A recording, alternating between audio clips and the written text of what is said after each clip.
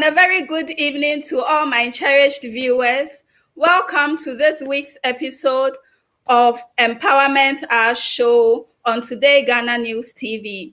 Empowerment Hour comes your way every Friday at 6 p.m. to 8 p.m. on Today Ghana News TV and stream live on Facebook, Instagram, and YouTube. For those in the Eastern European countries, you can watch us live on your screens via satellite on Twitch. Empowerment Hour is proudly brought to you by Today Ghana News TV and proudly sponsored by Authentic Sales, Taylor the Cobbler, Afrani's Cuisine, and Jody's Kitchen. Their respective social media handles will be displayed below the screen in the course of the discussion. I would want to take the opportunity to also acknowledge my producers for the show, who have been working tirelessly behind the scenes to make this show a success. A very big thank you to Mr. Seth Adi from Germany and Mami Ama Rosie from London. My name is JOYCE OHENEWAA KWAPONG, and as usual, I am your host for tonight. Let's take a quick commercial break, after which I will introduce the topic and my guest for tonight. Stay tuned.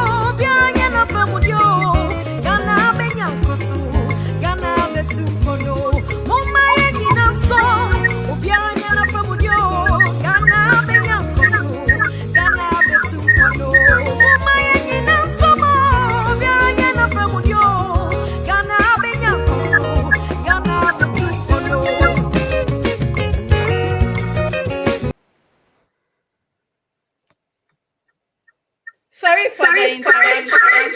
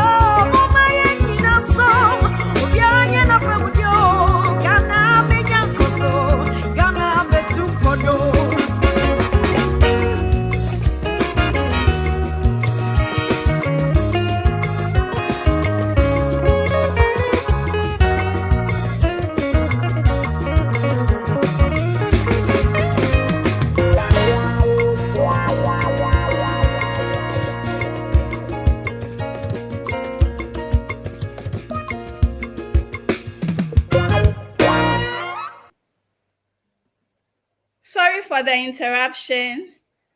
If you are just joining us, this is Today Ghana News and Empowerment Hour show. And today's discussion is on the topic, public neglect of HIV/AIDS amidst COVID-19. And it is prudent that we invite experts from the highest authority in Ghana as far as HIV is concerned, which is the Ghana AIDS Commission. So we are privileged to have with us tonight amazing personalities. And let me first introduce my guests, two of my guests, and then we'll start today's program. Okay, so I have with me Reverend John Azuma. Reverend John Azuma is a person living with HIV/AIDS for the past 21 years. He is married with 4 children who are not living with HIV. But his wife, Mrs. Lydia Azuma, is also living with HIV for the past 21 years. Reverend Azuma is the senior pastor of Hope International Ministry at Coastal Estate on the Spentex Road. He is an HIV and AIDS ambassador for the Ghana AIDS Commission, championing the fight against HIV-related stigma and discrimination in the country. Reverend Azuma is a public speaker and an advocate for the rights of persons living with HIV across the globe. He is a specialist with couples living with HIV and managing children who are orphans to HIV as well. So you are welcome, Reverend Azuma, to the show, Empowerment Hour. Okay, my second guest for tonight is Dr. Fred Nanapoku, and he's the Director of Technical Services at Ghana AIDS Commission. You are welcome, Doc, to Empowerment Hour show. Thank you very much. Okay. So I'm sure Reverend Azuma would also join us in the course of the discussion. So Dr. Fred, we would want to start with you. And we want to, educate the public a bit about HIV/AIDS, especially during this period of COVID-19, where there's this public neglect of the virus because we are all following due protocols with regards to COVID-19. And, most people have put HIV at the back of their minds, and then, they are not putting so much measures in place. So today our topic is public neglect of HIV/AIDS amidst the COVID-19 virus. So we would want you to explain briefly to our audience what HIV is and what AIDS is. A lot of people see the two as the same thing. If you could let us know the difference between these two.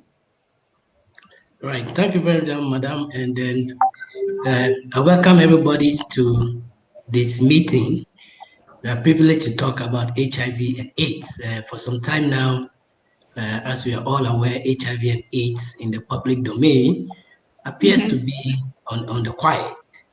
Uh, and it is so, and I believe that, yes, when there is an emergency, in quote, a pandemic that is a little more life-threatening, which we do not understand that much, as more innovations and understanding comes into play, we need to look at it first. In every situation, you have to address emergency crisis. So, yes, we are preparing ourselves, we are addressing issues right from the level of government to the lowest person in court.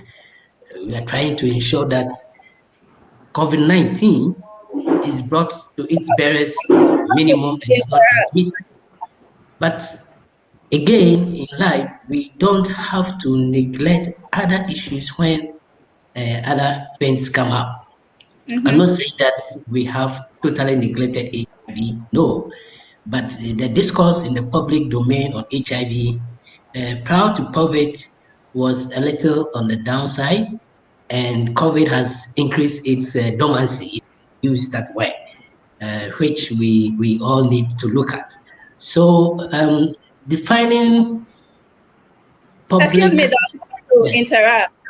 Doc, if yeah, you could kindly position your screen a bit. I'm having some feedback from my audience that they cannot see you properly. So if you could kindly position your screen so that, okay. Is it better now? yes, it's better now. Thank you so much. You may proceed, please. Thank you too. Yes, so we need to look at already existing conditions because HIV is still in quotes can be very devastating as it Yes. is. But back to your question first, maybe we'll go into that details later. What is HIV? HIV, simply put, stands an acronym that stands for Human Immunodeficiency Virus, like how we have coronavirus. They are both RNA viruses, right? Both HIV and COVID-19 are RNA viruses. But HIV, like many other viruses that exist, have its own predilection or the type of cells or the part of the body that it is interested in affecting. So we know that HIV affects the immune system of the human body. Coronaviruses attach to the respiratory system. We have some other viruses like hepatitis virus that affects the liver, so causing hepatitis. We have other viruses that affects the lymph nodes, etc., etc. But HIV is a kind of virus, an RNA virus that was discovered in Ghana in 1986 that affects the immune system. The immune system is a complex system that is supposed to prevent the body or fight incoming pathogens or germs that tries to cause disease in the body. It starts from even the normal covering of our skin composed of cells that fight against incoming germs. There are cells in the body, cells in the blood, and cells in tissues. HIV in particular affects a type of cell that is found in the blood called the white blood cells. Okay. We all know about red blood cells, which we call Yes. our hemoglobin. Yes, there are two major main types of cells in the blood, apart from the plasma or the fluid part of the blood. So HIV affects the white blood cells in the body and specifically in the blood. And the type of white blood cells it affects is called the T lymphocytes.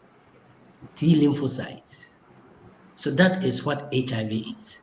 And this virus can be transmitted from one person who has it to the other. There is a means of transmission or how one can acquire the virus.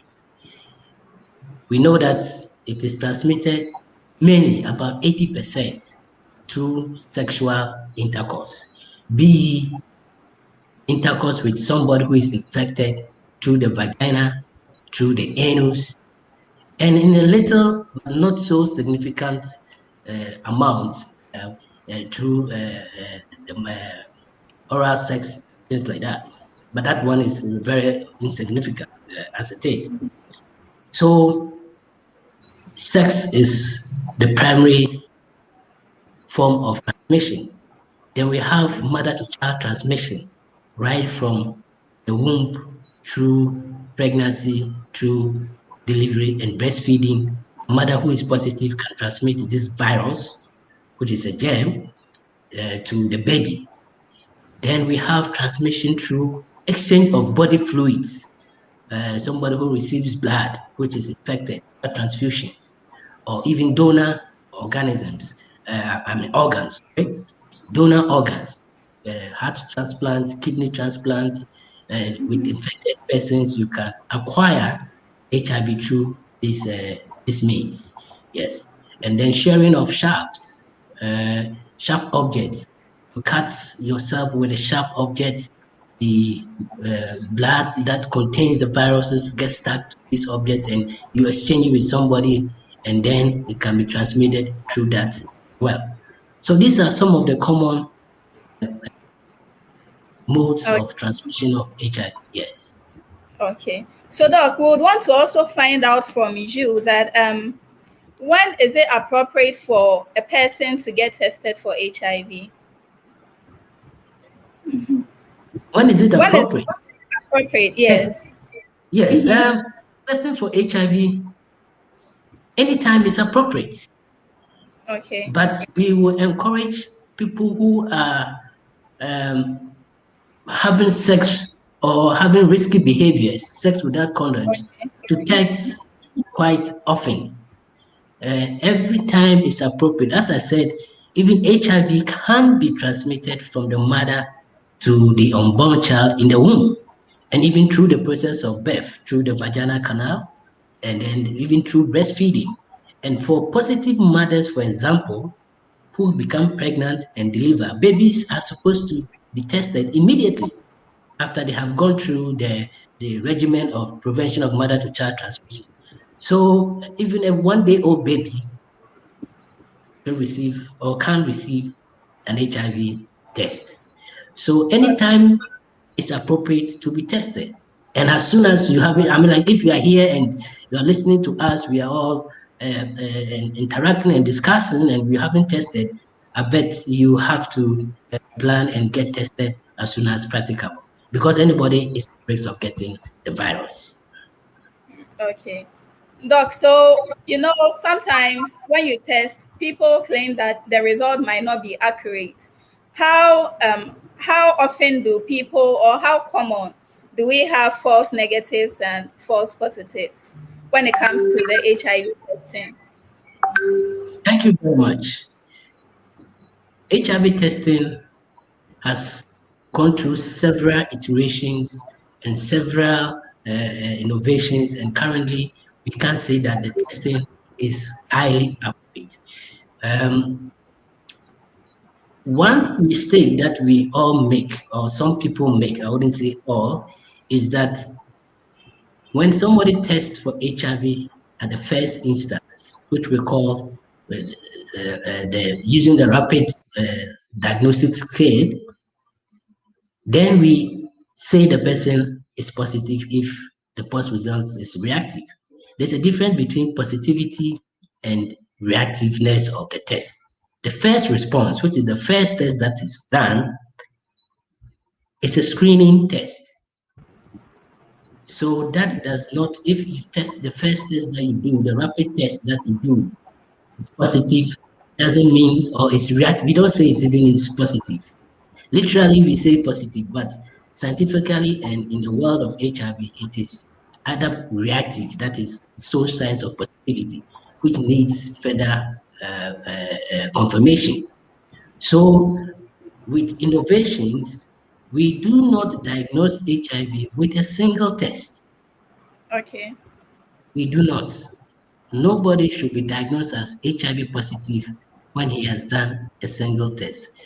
Now, formerly, we were even doing two tests, but to increase sensitivity, the WHO had recommended that we do 3 tests in order to say that somebody. You do your first screening, which when it comes out as reactive, you have to go and do a second one, right? Okay.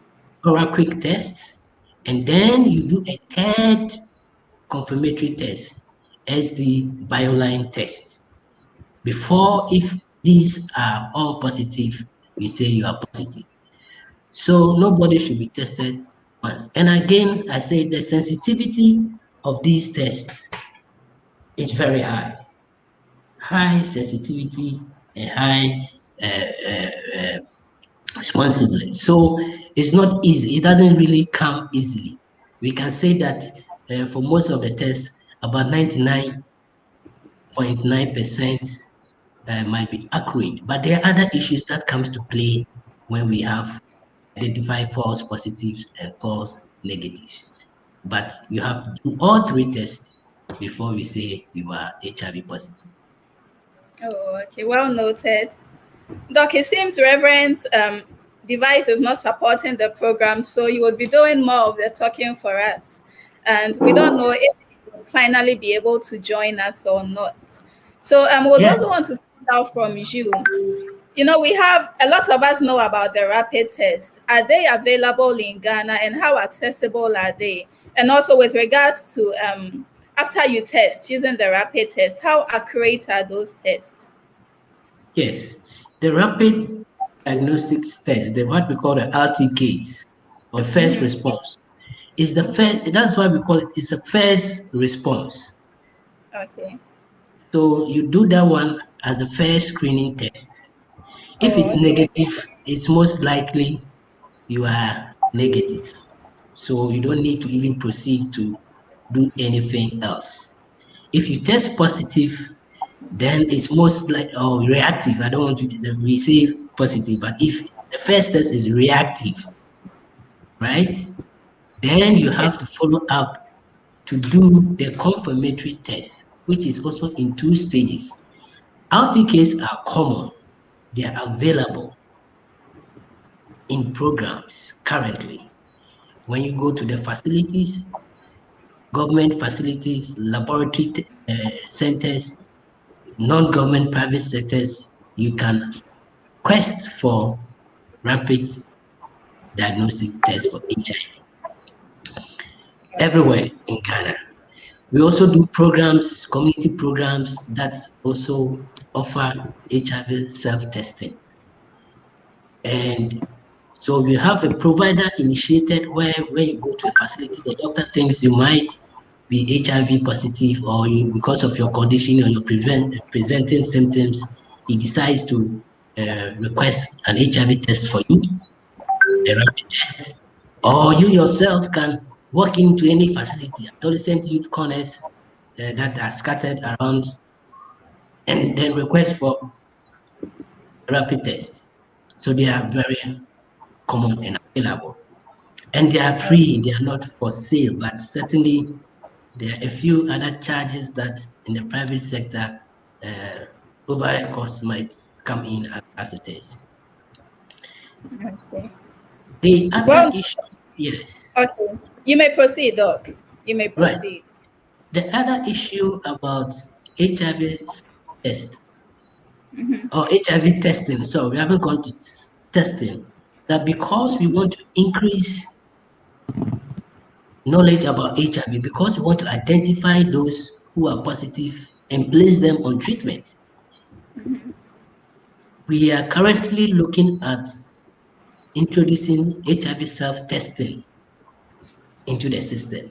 And this is likened to maybe having to do a pregnancy test where you can walk into the assess a test kit, then do it yourself or ask somebody to help you to do that.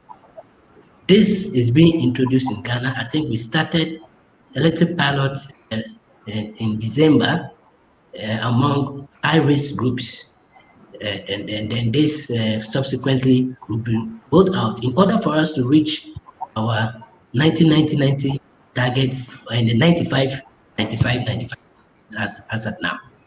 Yeah. Okay. Okay.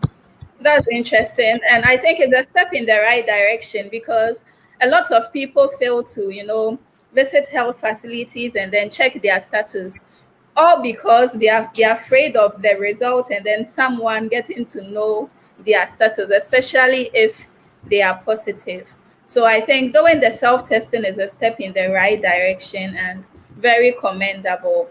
I would also, okay, let me first of all let my viewers know that they could also send their contributions, their questions, so that Doc could appropriately address them. So, my viewers, you could send your questions, your contributions, and anything you have to say regarding HIV/AIDS for Doc to appropriately address them. Okay, so Doc, I would also want to find out from you, why is it very important for people to check their status?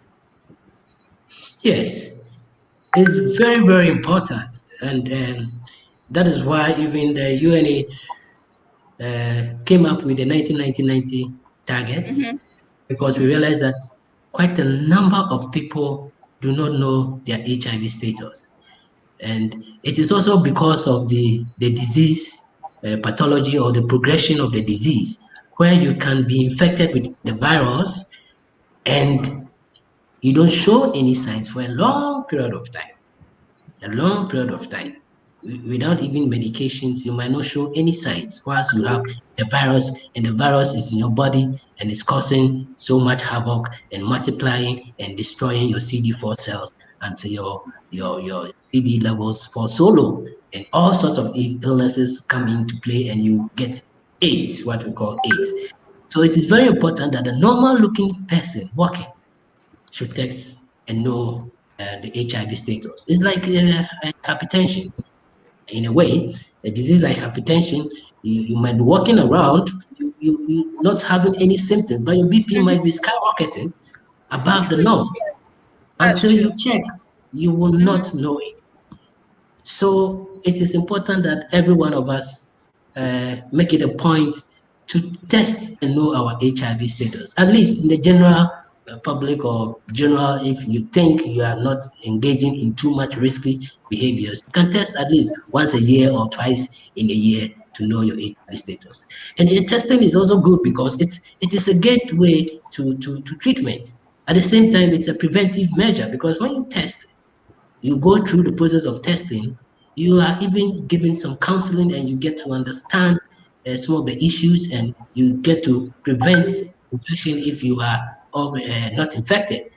If you're reactive and you are confirmed positive, then you can easily get into treatment, get the needed effective antiretroviral medication so that you remain healthy throughout, and then you do not even, you get to even a virus suppression state where you don't even transmit the virus.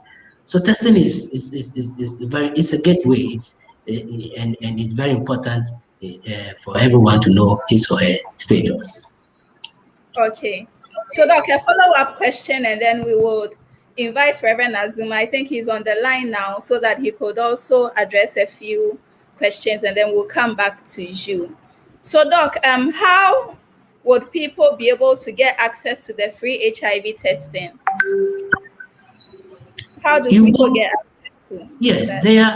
there are several facilities, ART sites, what we call ART sites, antiretroviral treatment centers, that you can get your testing. Currently, we are implementing what we call differentiated service delivery models, and we have, in all facilities, we try to put into place places where, or advantageous places where people can easily test in all, most, I wouldn't say most, public health facilities or public clinics, or hospitals, antenatal clinics, OPDs are Yes. encouraged to have testing sites. So when you walk to any clinic, especially the public ones, you can ask the front desk or anybody that you, a healthcare provider, that you want to have an HIV, it should direct you to a place where you can, and you can easily have it.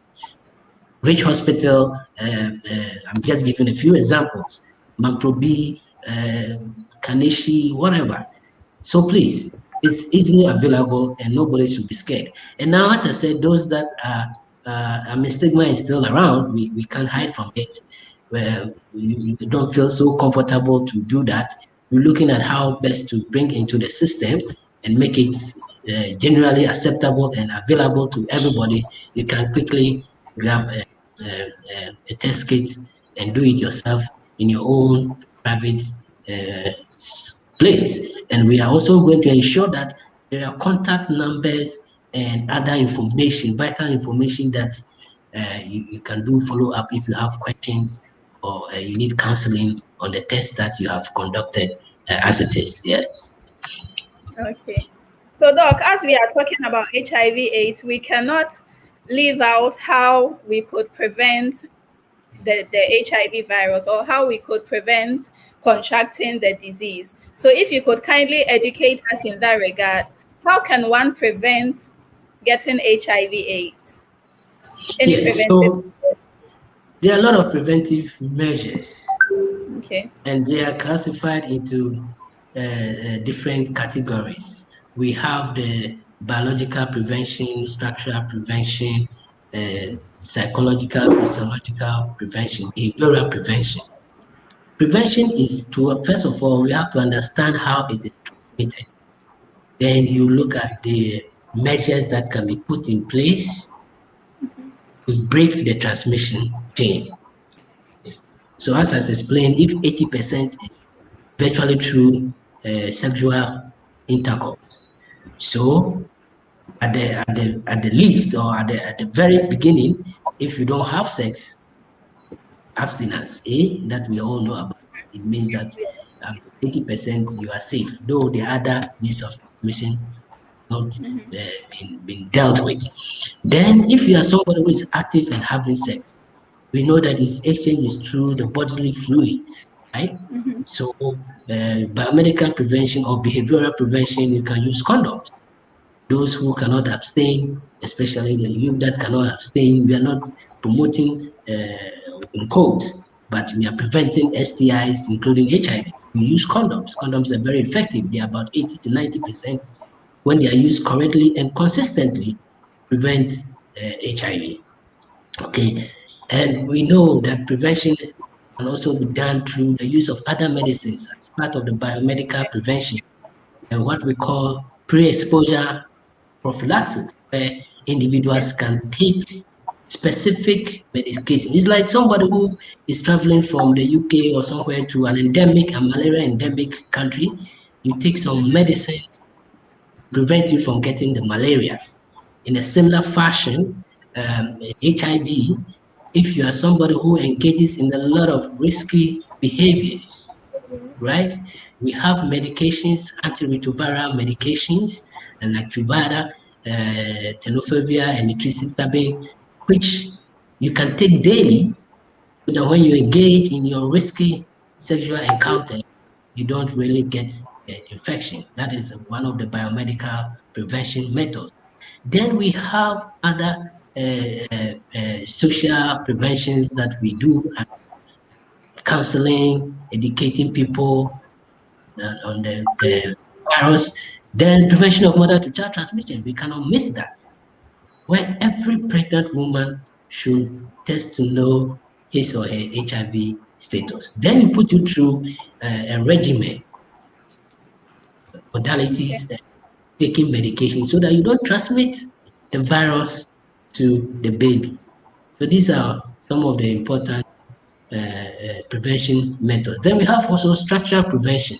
Structural prevention is trying to intervene in putting in place things that will, for example, take people's minds, especially the youth, make them busy, whatever the problem is. We know in certain places there's a lot of poverty, and students, because of that, are engaged in sex trade. So if you are able to provide socioeconomic empowerment to such Yeah. individuals, you kind of pull them away from these untoward behaviors, and then you are preventing them from acquiring the infection. So we have some structural interventions looking at the economy, looking at uh, social issues within which put people at higher risks of getting the infection, which can be dealt with. So there are quite a number of, and we encourage that we don't use one single prevention modality. We now are thinking of what we call combination prevention, because we try to combine. For example, I mean, even our COVID that we're trying to all prevent currently I see it as more of combination prevention. You wear a face mask is one, wash your hands regularly is another. You do social distancing, another form. Now we're having some vaccines all over to complement each other. So HIV, since its discovery and we are looking at combination prevention, especially among the youth. We think abstinence, being faithful, condom use, pre-exposure prophylaxis in couples that are discordant, one positive, one negative, we can still ensure that the negative person remains negative first, is engaged in other social issues and sex and things like that. So yes, there are a lot of prevention that we have to we can learn from and apply. Okay, that's very educative. I would want to just acknowledge my sponsors for tonight, and then we'll go on a quick commercial break, after which we would read some of our comments, and then we'll proceed with the discussion. So Empowerment Hour is proudly brought to you by Today Ghana News TV and proudly sponsored by Authentic Sales. And Authentic Sales is an online sales business that deals in original Apple products and anything fashion, ranging from ladies' heel, makeup products, sneakers, office shirts, belts, slides, etc. So their contact details would be on the screen. You may contact them for affordable deals. We also have Taylor and the Cobbler, which is also an online business that deals in shoes, boots, leather clutch, and bags. We also have Jody's Kitchen, where you could have all your local land continental dishes, as well as Afrani's Cuisine, where you could get your delicious shito, home-cooked family meals, shito, and every other food that you want, be it local or continental. So we'll go on a quick commercial break, after which we would continue with our discussion.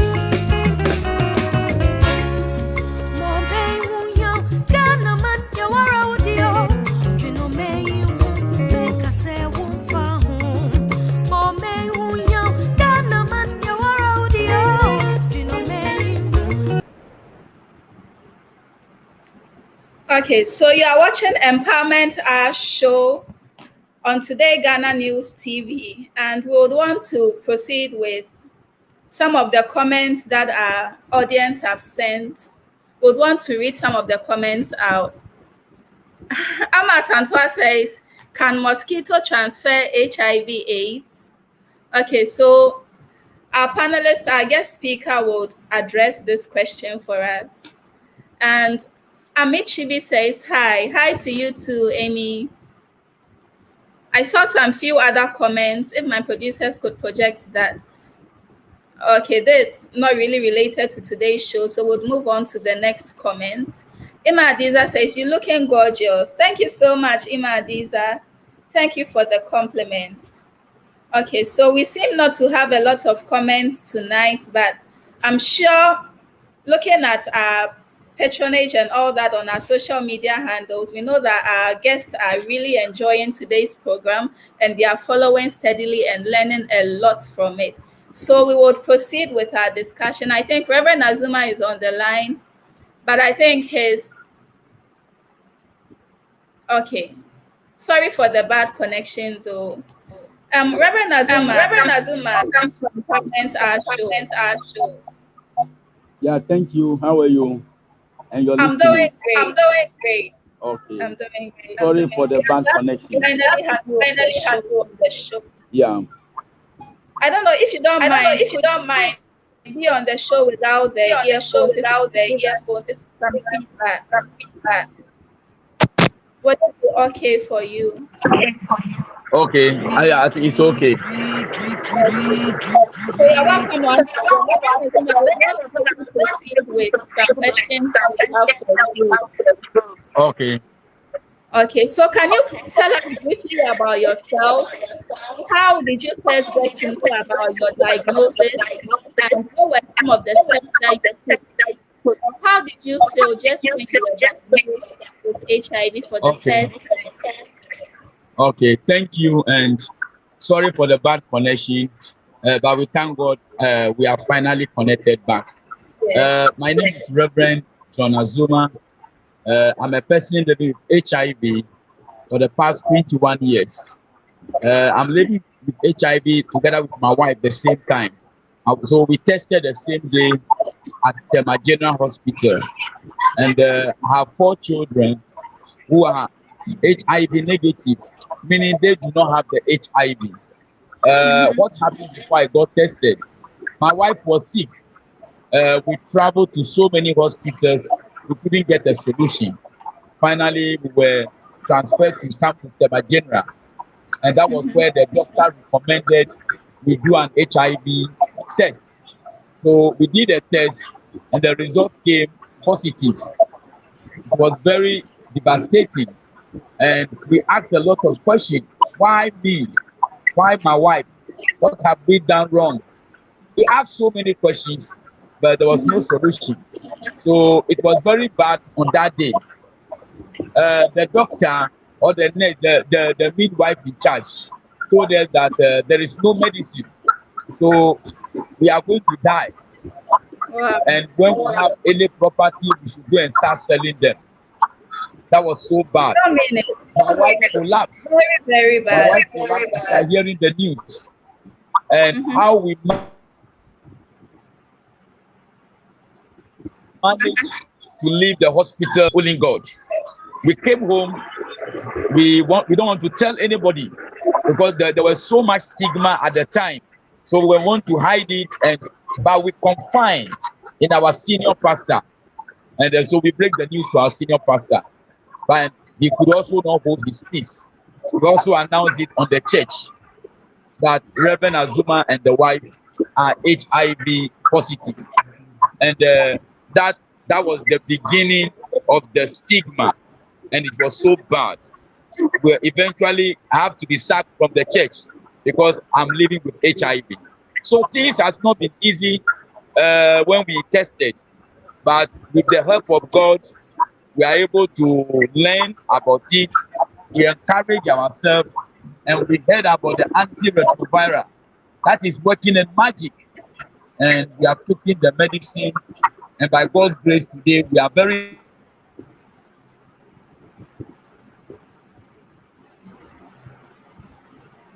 Oh, so we were listening to Reverend Azuma narrating to us his ordeal and how he was able to, cope after he was diagnosed with HIV. Unfortunately, his network is not acting in his favor, so his line has dropped. So we'll take a few questions from Dr. Fred Nanapoku, after which I'm sure his network would come back so that we would hear some more comments from him. Okay, Dr. Nanapoku, if you could kindly unmute your mic for us. Okay. Right.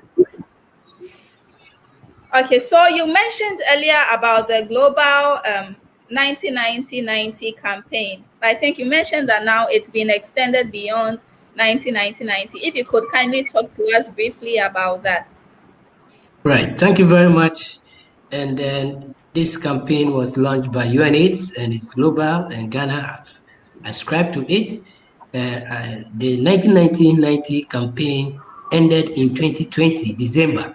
And the idea was that there were people who were living with HIV, and because of the pathogenesis, the nature of HIV infection, that you can get the virus and you might not show any signs. And as Ghanaians, as we are, or Africans and other parts of the world, the same applies.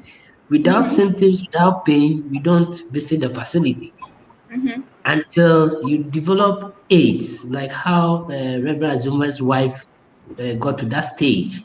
So the initiative by the UNAIDS and the global world is to look at ways and means of identifying people who are positive, Okay. even if you don't show symptoms, and put you on treatment. So the first 90, which is now 95, is saying that 95% of people who are living with HIV get to know their HIV status. Okay. So in Ghana, for example, the Ghana AIDS Commission, together with our stakeholders and partners, National AIDS Control Program, Ghana Health Service, civil society organization, are pushing and encouraging and testing people to ensure that at least by the year 2025, 95% of people who are living with HIV know that they have the virus in their system, whether they show symptoms or not, so that we can put them on treatment. And I tell you, treatment does magic. I just remember a lady in the facility that I really treated, and it always gives me joy and strength to continue doing what we're doing. She came in bedridden, very cachetic, unable to do anything, and anything.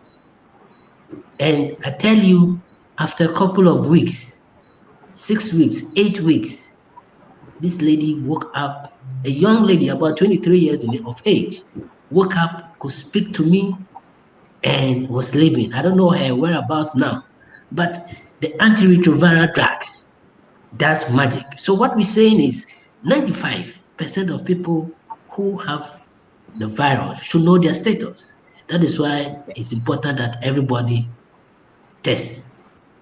And the second 95, which we are also targeting that by the year 2025, 95% of all people with HIV infection should be on treatment, highly effective antiretroviral treatment, so that you are protected, the virus does not break your immune system, so that you don't get opportunistic infection, you don't develop AIDS to be bedridden with sores in your mouth, cachetic, very lean, unable to eat, and all other things like skin cancers, Kaposi sarcoma, and etc. etc.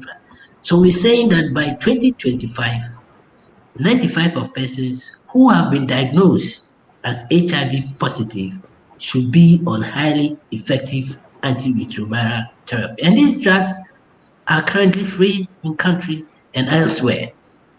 You don't pay for the drugs. So we encourage everybody to get tested, and it's important because just in 2019 we are working out details for 2020, we had over 20,000 new infections occurring in Ghana, HIV new infections from January to December 2019. Over 20,000. And out of this number, about 28% occurred in the youth. The young people who are aged from 15 to 24 years, about 28% of these 20,000 had HIV coming from that sector. So prevention, as you asked earlier, abstinence, being faithful, condom use, right? Reducing number of sexual partners, pre-exposure prophylaxis, getting engaged in activities that are more productive for the youth is very important. And we realize also that there are indications that condom use in Ghana is very low. And sometimes we turn blind eye to the use of condoms, thinking it is evil, it is encouraging the youth to engage in untoward and unwanted engagement and all that. But look at what is happening in our own country, for example, the central region. A lot of teenage pregnancies. Yeah. It means they're having the sex. So are you going to allow them to have sex and we are sometimes behaving as ostriches rather than preventing a double situation, a double unwanted problem, right? By making condoms available so that those who cannot abstain, and a sex drive is natural. We don't have to behave as if it is anything evil. A sex drive is a natural phenomenon, but unable to control that drive sometimes is the problem. It's like hunger pangs. Everybody can get hungry. But the fact that you are hungry doesn't mean that when you are passing by somebody who is, for instance, selling apples or roasting plantain, does not mean that if you don't even have money, you go and just grab it and eat it. So there are some restrictions that we need as individuals, as human beings. Physiologically, as every human being, your hormones change and gives you some sex drive. And it's a normal thing. So we have to look at these issues critically and ensure that our young people, sexually active people, still can do what they want to do. We don't want to be ethicists or so, but protect their public health interests so that they don't transmit diseases, so that they don't cause more financial burden onto the little money we have in our health delivery system, so that more people will not attend OPD and occupy our scanty beds because somebody refused to use a condom which could have prevented the person from getting an STI or HIV. So this is the message that we have. And the last 90 of the 395s is saying that when we put people on the treatment, we should see results. And the results is that the viruses in their body will not multiply, will not be many, will not destroy their immune system, their T cells. And that is what we call viral suppression. When you take the medicines consistently and correctly as prescribed, the antiretroviral drugs, ARVs, you are able to push the viruses out of your bloodstream. And literally, I'm saying that they go hiding or dormant in cells where they become inactive, such that when I pick some blood samples from your veins and I test it in laboratories, I can't find them. That is what we call viral suppression. And we're saying that we will have to ensure that by 2025, 95% of people who are on their medication should be virally suppressed. And there's a huge advantage of becoming viral suppressed. It means that the drugs you are taking them well, they are being effective. That's number one. Number two, when you get to that stage of viral suppression, you are unable to transmit these viruses to another person when you have sex with that person. Though you are HIV positive, you have the virus in your system, You are taking your medicine that has suppressed these organisms, these viruses. When you have sexual intercourse, even without a condom, in quotes, you are unable to transmit this virus. And this is a term that we call U equals U. Wow. Undetectable equals untransmittable. If I can't detect the viruses in your blood, you cannot transmit the viruses Okay. to another person. U equals U. So these are the three 95, 95, and we are working assiduously towards achieving that. It's not an easy thing. That's why, um, though it appears that HIV is not in the media space currently, we need to look at bringing it, and it is the media that plays quite a huge amount of work in trying to Yeah. bring it back into the media space. COVID is very important.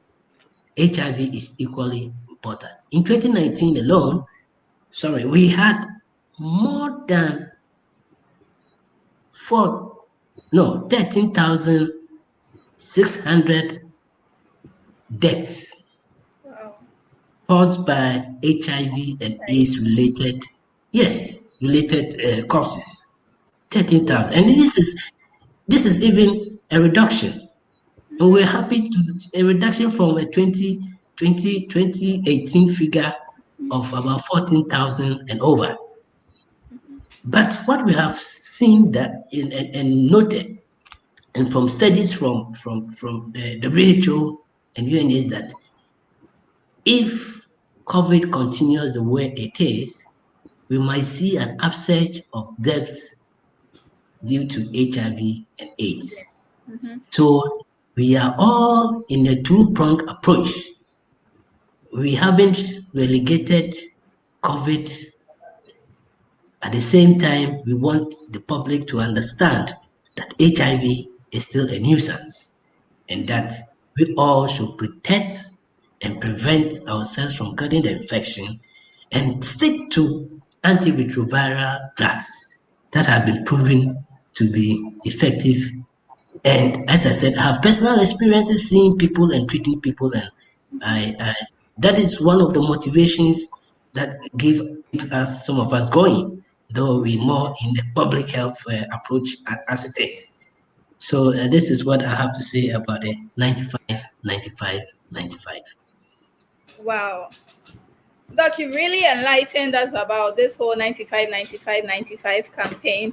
And I think that justifies the reason why we have, people who are HIV positive living or married to people who are HIV negative, and they still have kids who are negative to HIV.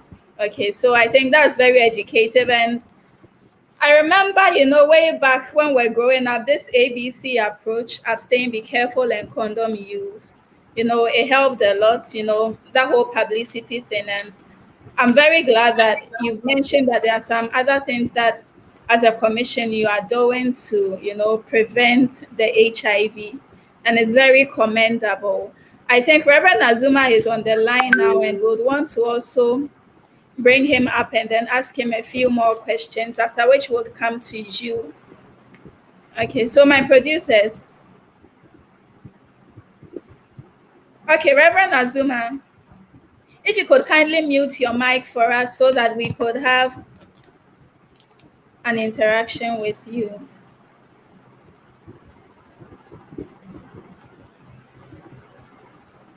Okay, so I think Reverend Azuma's line has dropped once again, and would want to go ahead and find out from Doc a few more questions, and then hoping that his line would be active so that we could engage him as well. So, Doc, can you also let us know how far you've come as a commission with regards to achieving the goal of ending AIDS by the year 2030? Do you have any success stories, any challenges, any prospects in that regard? Yes, madam. And it's a good question. Are you making progress? I must say that we are making some progress, Okay. but it might not be the at the level or the rate at which we really desire to have. If we look back, I've talked already about the number of deaths that have dropped uh, slightly.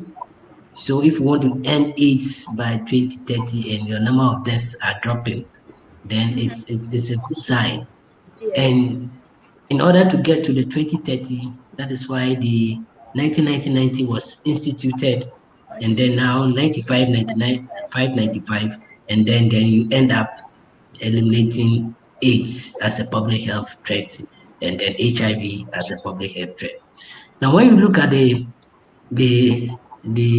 1990, at the end of 2020, rather unfortunately, we couldn't achieve the 1990 at the end of December 20. Um, we have some figures that are being worked on, but we have what we have programmatic figures, and then we have the estimates that's put into the calculation, program data, and other factors to come out with the actual figure. For the program figures, by the end of 2020, it was about 74, 61, 41 or so. So we didn't really get there. But we are putting in more efforts to ensure that was 20, sorry, that was 2019. So 2020 is looking like 74, still 74, and then 81, and then 73, right? This is Okay. programmatic figures that we will have to look at and put it into the UNAIDS estimates and come out with a more robust figure. So we are not there as at we weren't there as at the end of 2020, but we are putting in efforts and strategies to get to the 95, 95, 95. For example, I've talked about differentiated service delivery, where we are looking at the HIV testing services, ensuring that when you go to facilities, you can do HIV testing at various testing points. You don't need to struggle to be able to do HIV testing to make sure that people test. Then we are doing something we call index client testing, where when you test some a group of people, those that test positive, you follow up with the positive people, their relations, either their sex partners, their marital partners, their spouses, the people around them. Because we have realized that those people around the positives give us a higher yield. They are able to, you have to pick more positives from there than going way wide. It's like the contact tracing of COVID. And I know that some principles of public health run through most of these programs. So contact tracing in COVID is similar to what I'm talking about, index client testing, right? Where when one body tests positive, you look for the partner, the sex partner within the past few months, the regular partners and all that, the friends, and test, and then you are able to pick and then put them on treatment linkages as well. Put them on treatment and do that. So yes, progress, we hope to get there. We need to work. In fact, it's not only Ghana is commission, we work Yes. mainly with our partners. It's a multi-sectoral, everybody. It's a similar thing that we see in COVID, as the UN, WHO, and UNAIDS will say that all is not safe until everybody is safe. Everyone is safe. Yes. Yes, all is not safe until everybody is safe. In a Yes. similar way, we know we don't need to push the HIV agenda out of the public space, out of the media space. It should be still there and let people know. And especially when we know that it is a possibility that even those who are positive when they get COVID, they might have a more severe illness and die off. We are lucky in Ghana currently, people who contract COVID, quite a number, do not even show symptoms. But in elsewhere, this is the reverse, and the deaths. Even one death is important, but the deaths Yes. here is on the lower side. So we should ensure that we test and people, and then, I mean, we should stop stigmatization after understanding that it is not only sexual encounters that make one positive, right? There is Yes. no need to stigmatize. Pregnant Yes. lady So, can transmit to the baby. Yes, madam. with regards Yes. to the stigmatization, we realize that most of the times it's hinged on some misconceptions surrounding the disease. So if you could clarify, someone even sent a comment asking that can a mosquito bite transfer HIV/AIDS? There are a lot of misconceptions surrounding HIV/AIDS, and if you could kindly clarify those misconceptions for us. People even believe that if you share a spoon or any cutlery set with an HIV positive person, you are likely to contract the disease, and a whole lot of misconceptions surrounding HIV/AIDS. Kindly Yes. delve into it for us. Yes. It's unfortunate. The misconceptions are unfortunate. Every organism behave differently and have different characteristics, pathogenesis, and all that. Um, HIV cannot be shared or transmitted through mosquito bites. It has not been demonstrated anywhere. Okay. There are some conditions that are transmitted through mosquito bites and bite of other insects and other things, fly and all that. Yes, Right? trypanosomiasis from Right. mosquito. Yes. Yes. And so we have to understand, and stigma sometimes is brought on. That's why we will need to intensify our education and media engagement. HIV is not transmitted by hugging, sharing spoons, and it's by sharing of body fluids, Okay. infected or contaminated body fluids, sexual contacts where you share blood or where there are cracks in the vagina or even semen and all that, right? And then sharing of sharp objects and all that, and then mother to child transmission. Unlike other conditions like Ebola, that's hugging and contact with sweat. We're lucky Yes. we didn't have Ebola in Ghana Yes. because in other countries it was very It's devastating and the bad. impact was very bad, right? Yes. And then people were, I mean, like contact people and then sweat and all that, and they get the disease. HIV is not that kind.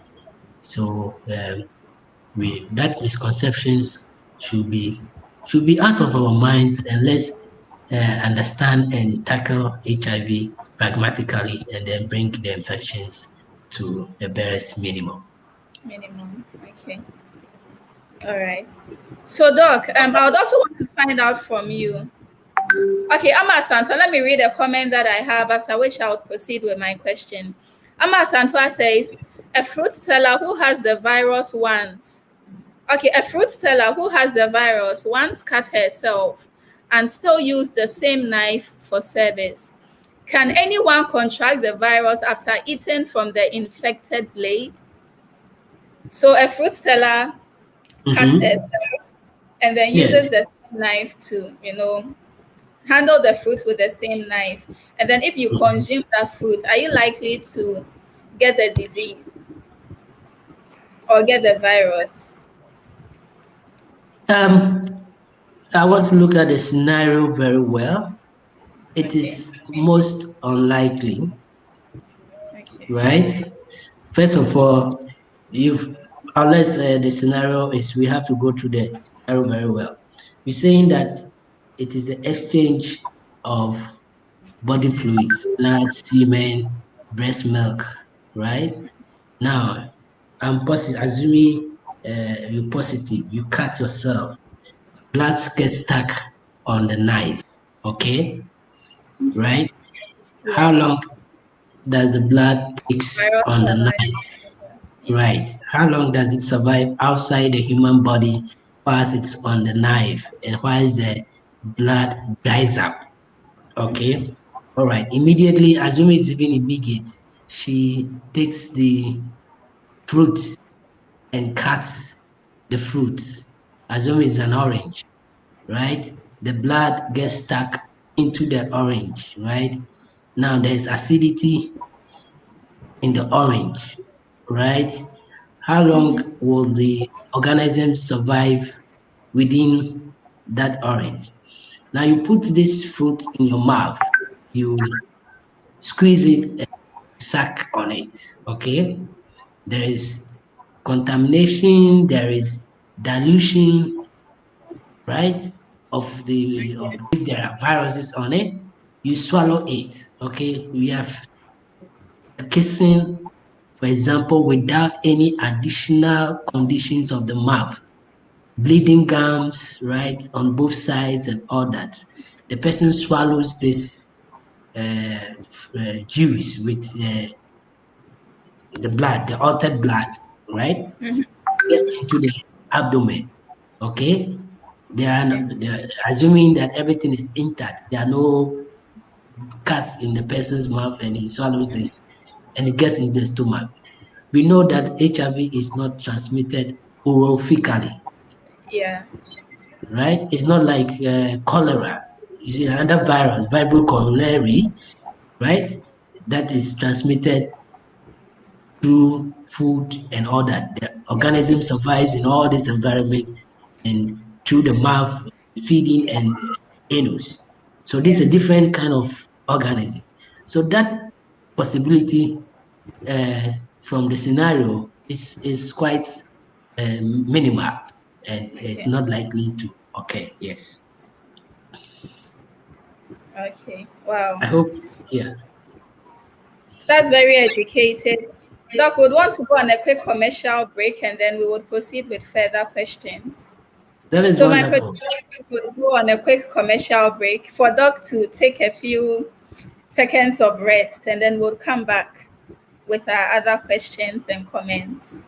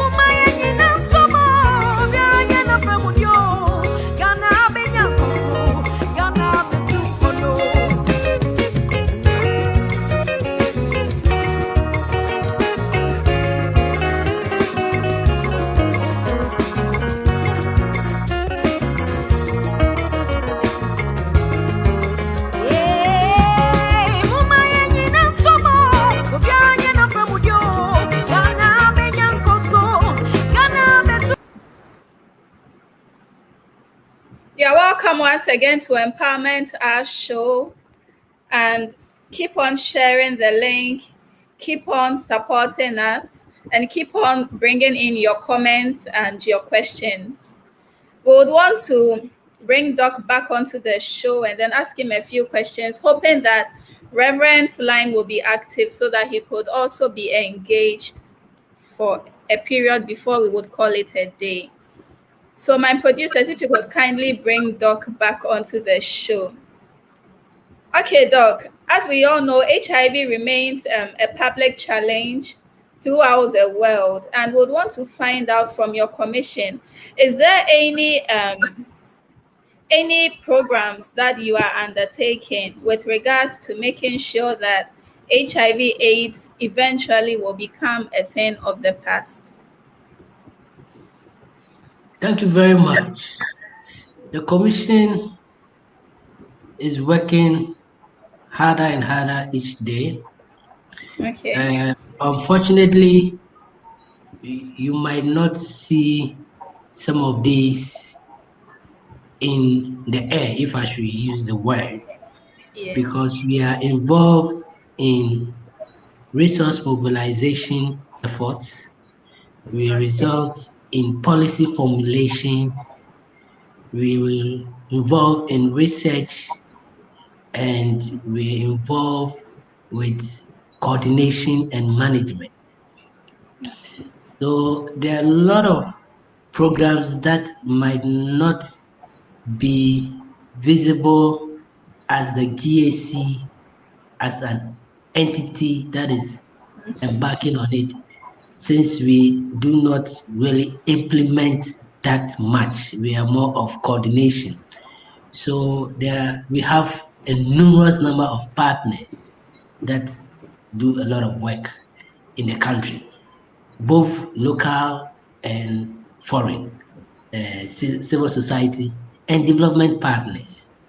Okay. Um, we have the Global Fund, for example, which is embarking on a massive campaign, especially among high risk individuals, sex workers, and MSMs, and prisoners, and all that. So there's a lot of work to ensure that they did not become a needles of infection into our communities. Yes. And even currently, not only are we looking at that, they're even combining COVID mitigation plans as well to safeguard the workers as well as persons living with HIV, and then the target audiences such as the high risk population as well, giving them uh, uh, food supplements, giving them PPEs, and also bringing in country some of the diagnostic materials to ensure that we're able to diagnose COVID and other issues. So a lot of work is going on uh, with our partners as well, which we are coordinating. Again, National AIDS Control Program, clinical arm is also involved in so many things. I've talked about differentiated service delivery. We also did some studies among sex workers, find out how the transmission going among them. This rate has all come down from 11.1% pass to about 7%, and we even having some 5% and things like that. So more work is ongoing. And then resource mobilization. We are trying to establish an AIDS fund. Okay. We're trying to establish an AIDS fund. It has been passed by law in our Act 938 2016. We're trying to operationalize it and see that whether we can get dedicated source of funding so that programs can still run. The unfortunate thing currently is we haven't really engaged civil society as a commission, but other partners have engaged civil society. We have the US government, the USAID working with Just Know Incorporated, JSI, working in the Western region. We have EPIC also working, and a few others. So yes, even UNDP, right? Thinking of how to even develop an app for persons living with HIV so that they can access psychological support amidst COVID and all that. So work is ongoing with our partners. We are coordinating that. We are making inputs into their programs, and we hope we will succeed. But looking at how prevention is on the low key, we are planning and we are devising to start a prevention campaign, especially on condom use, especially on condom use. So pretty soon it will be in the media space, it will be everywhere. And as you know, currently most things are also done in social media, sending information Yes. and other things. So um, we might not be seeing so much media, but we need to intensify that activity. And we know that Yes. you, as the media people and other partners, will help us uh, institute this prevention campaign and condom use campaign to ensure that we get our required results. So that is what we're doing. Yeah. Okay, that's very impressive, and we are very excited to know that as a commission you are putting so much effort into some of these activities to prevent the spread of the disease. And I would want to use the platform to say kudos to the Ghana AIDS Commission for all these efforts, and more power to your elbows as well. So I would also want to find out from you. You know, a lot of people, after they've been diagnosed with the disease, they feel like that is the end of their life. So, does HIV mean people are going to die? Does that mean that people who are positive is just a life sentence for them? Maybe No, someone not at all. and has been newly Yes, diagnosed with the virus. Kindly. it's not at all. I mean, when you are diagnosed, there's life. In fact, plenty of life after diagnosis because of current innovations and technology and discoveries about effectiveness of some of these medications that are available. Okay.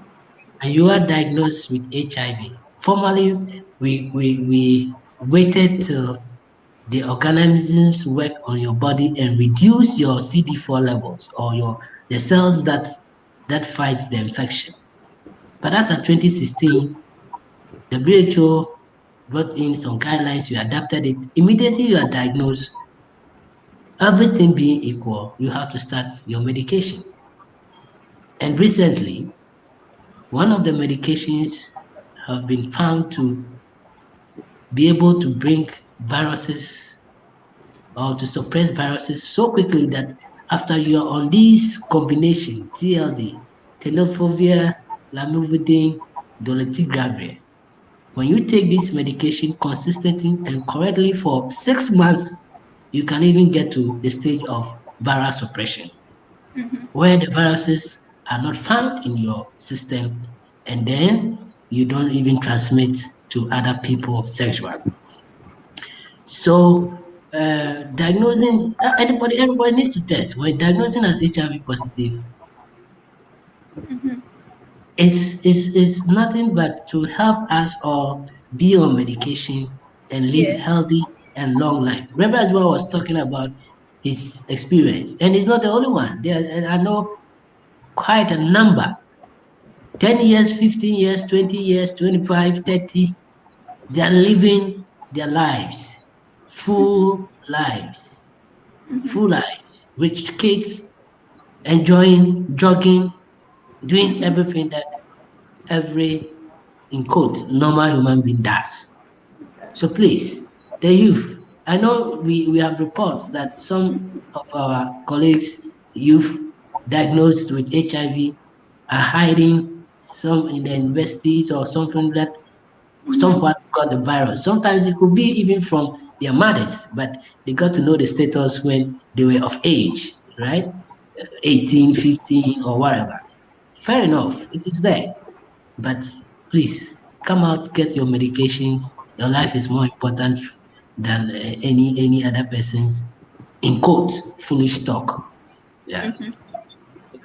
Okay, Doc. I just received a question from one of our audience, and he wants to find out. He says he's not seeing a lot with regards to female condoms.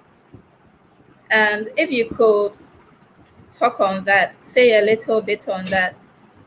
There's really Yes. little that you see in our marketplaces, on our shelves and all that, in relation to female condoms. And even with that, I think a lot of people do not know how to even use it. And all that. If there's anything you can say with regards to that. Right. Thank you very much.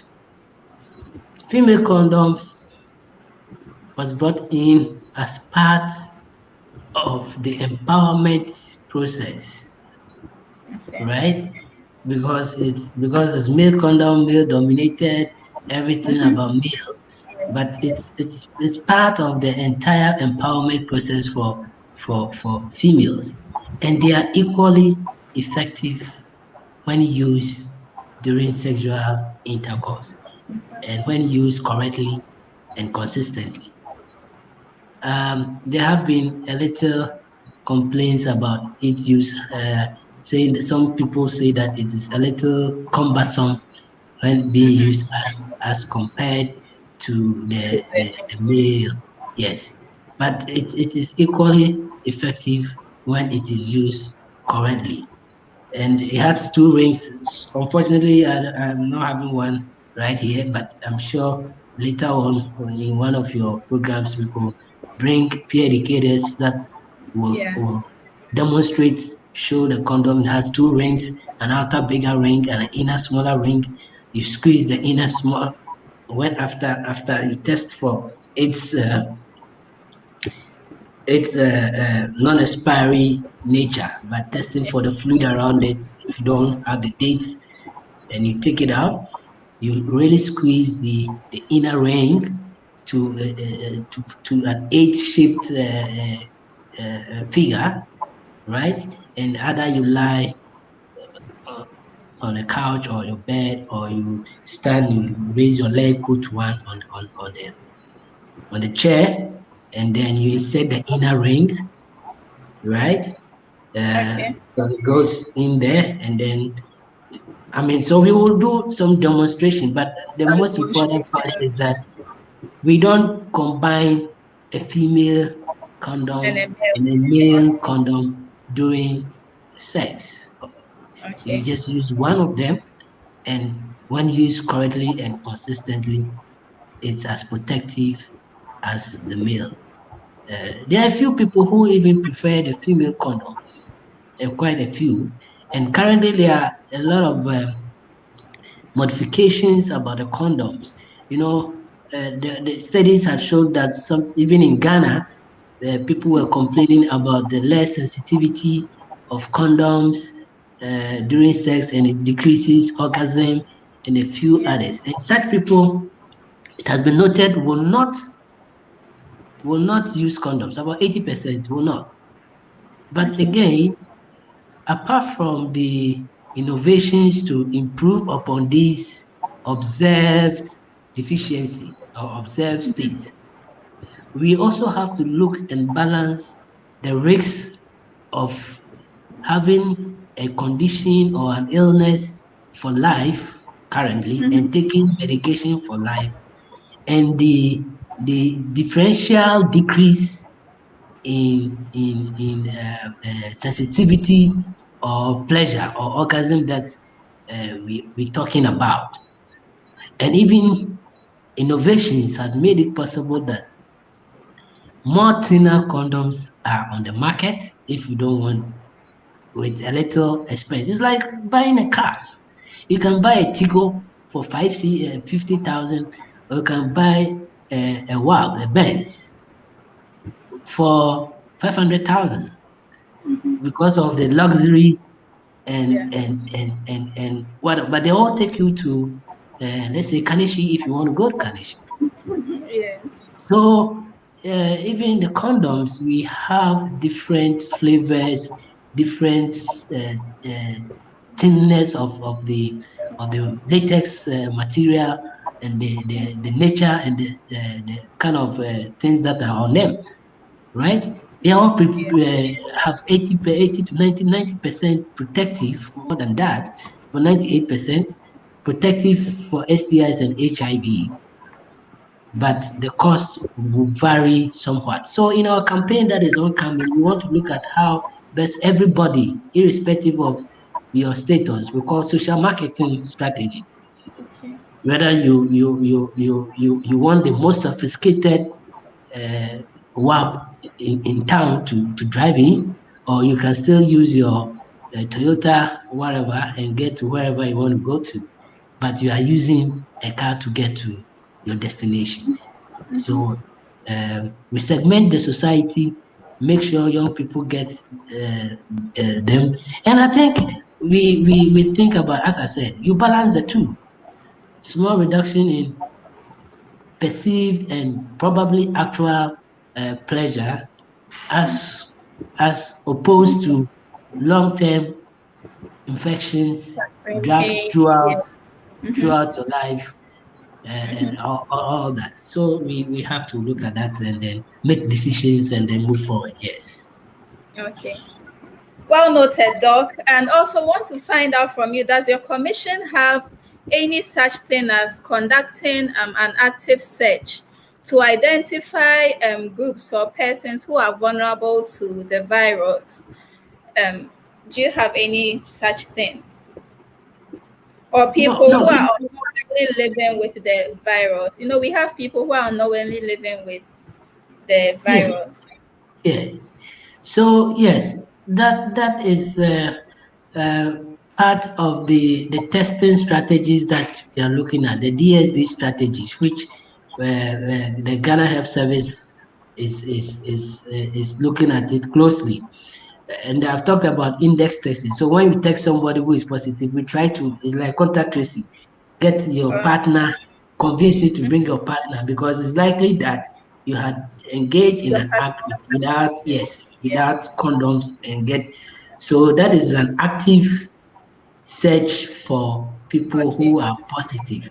We've done several um, uh, research in country with our partners, Global Fund on, we call some IBBSS, the integrated biobehavioral and sentinel surveys among highly active and highly risk groups like female sex workers to find out the quantum of disease in that group, how they are behaving and easily getting the infection and providing services accordingly.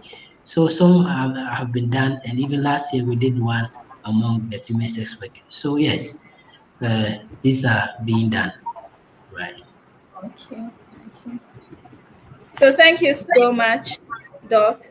We want to find out, is there any way that the public or people could complement your efforts as a commission towards your action towards the goal of ending AIDS by 2030? Is there any contribution that you think the public could do to complement your efforts as a commission? We invite every single individual in the country and Okay. even those who are abroad. Everyone makes significant, no matter how little you might think it is. And it's not only financial contribution, even talking to a colleague in your office about HIV is a significant contribution that we all appreciate the most. Telling your colleague to use condom, those who are sexually active, or even providing them with condoms, coming to the commission for condoms, going to Ghana Health Service. We have a variety of condoms. We might not have the most sophisticated ones, but they all prevent HIV infection. So we are open arms, we have our open arms, we operate an open door policy. Anybody can walk in, come and talk to me, come and talk to my colleagues, come and talk to people of the commission, right? Bring your proposals, we'll look at them. The only thing is that we receive a lot of proposals, but how do we vouch? It goes through a lot of processes. How do we vouch that this is a genuine proposal and all that and at that end? So when we establish the AIDS fund and we have all or most of the funds that we really are looking at, we'll be able to look at more of uh, small group requests and things like that. We have a lot of INC materials that can be used. But only one of the challenges is we're trying to see how best we can convert some of these things into our local languages so that it reaches everybody, not only the educated as it is. And very soon, I'm sure you'll be seeing in your platforms, social media platforms, on the airwaves, adverts, and comments on HIV in the media space for everybody to get educated more and more as we go along. Okay, Thank you. that's well noted because I just had a comment that said media campaign seems to be down.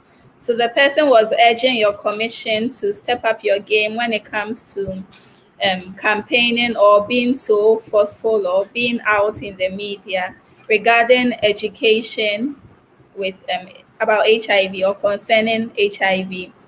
Okay, and then I also have another comment that says, do you have education that targets persons with disabilities? Any education among persons with disabilities, especially those who are challenged with the ear, the deaf? Yes. Do you have Yes, we any do of? have. We do. We do have. We do have. We have. I remember translation, not about 3, 4 years ago, we did some translation of some of our materials into Braille. We Okay. work with the Deaf and Dumb associations. We've been at their meetings. I think yes. So we do have contact and collaboration with these institutions as well. We work with everybody. Oh, okay. That's impressive. I would also want to find out from you if there's any other thing you would love to share with regards to today's topic. If there's anything we've left out and you would want to share. If not, what would be give us a word of encouragement for people who may have recently learned about their status being positive. Any word of encouragement for such people? Yes, if you test positive, like I've said and continue to say, it is just the beginning of great health because of the innovations and the medications that are available. You should never consider yourself as disadvantaged because there are medicines that when you take will strengthen your system and you live a normal life. You can marry normally, you can give birth to normal children without HIV, and life can continue. And I know people, young and old, who are positive and are living their lives, having their education completed, going to higher education, doing whatever they have to do. So please, it is not a very interesting thing to to be unwell or have an infection, but it is never the end or the cause of sadness or despair because life can be lived to the fullest as you diagnose HIV positive. And I think the topic you have is good, but initially I was wondering whether there is a study that had shown that apart from the media space that we're not seeing so much of HIV. I know the health workers are still working around the clock, providing ARVs, though social distances kind of hampered some of their initial activities. So, though also in the public space have not neglected HIV. And I know that uh, people still give support to people who are living with HIV. And I'm asking people to support people who are living with HIV and not to forget about the existence and the need for preventing oneself from acquiring the infection. Thank you very much. It's been wonderful talking to you. It's been And wonderful talking to you as well, Doc. And I think you've really educated us. We've had a very extensive conversation with you. And we hope that people in the public space after today's conversation would begin to have a mind change or a mindset change with regards to persons living with HIV. So Eh, let The me same just, applies, yes, the same applies to persons who have had COVID. People should have a mind change. Do not stigmatize somebody who yeah, had been diagnosed with COVID. COVID. I mean, it's in quote baseless, sort of, right? You pass by somebody who has it, it's possible you can get it because it's through the air. It's you stand Yes. by somebody who has it, you can. So why do you stigmatize the person? What is it's crime for getting COVID anyway? So in both conditions, as public health individuals, we saying that stigmatization does not help. It rather funds the diseases as people hide, and then they continue to transmit the infection as it is. Thank you very much, madam. Thank you so much, Doc, for your time. We know you have a very busy schedule, but then for you to be able to dedicate your time, I mean, 2 hours is no joke. 2 hours is actually worth, I mean, so much. And we want to say a very big thank you for your time, for your energy, and for everything you've invested in making today's program a success. I would want to just read this little announcement for my audience, and then we would call it a day. So, my producers have brought to my knowledge that from Wednesday at 7 o'clock to 8 o'clock, we'll be hosting a program called My Show. And it's a show for government and political parties, as well as corporate organizations to propagate their policies, programs, and sell their products. So we would commence this show starting on Wednesday. So this Wednesday we'll commence this show. So would kindly ask that you patronize this show as well. So it's been an awesome conversation. It's been very educative, and I hope that our viewers have really been educated with regards to HIV/AIDS. So join us every Friday at 6 p.m. on Today Ghana News. Have an awesome week. And I think today is the end of the month of April.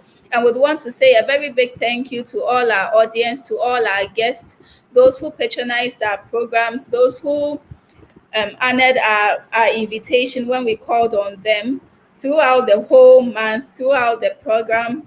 We would want to say a very big thank you to you all, and we would kindly ask that you keep on subscribing, you keep on joining us this and every Friday.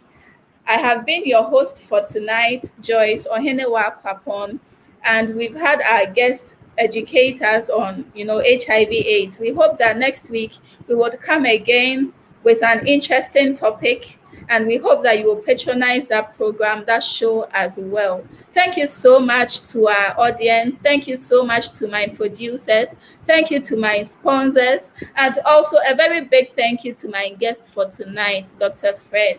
You did amazingly well, and we hope to host you some other time. Have a nice evening. And once again, this has been Today Ghana News TV and Empowerment Our Show. Catch you same time next week on this same platform. Bye bye.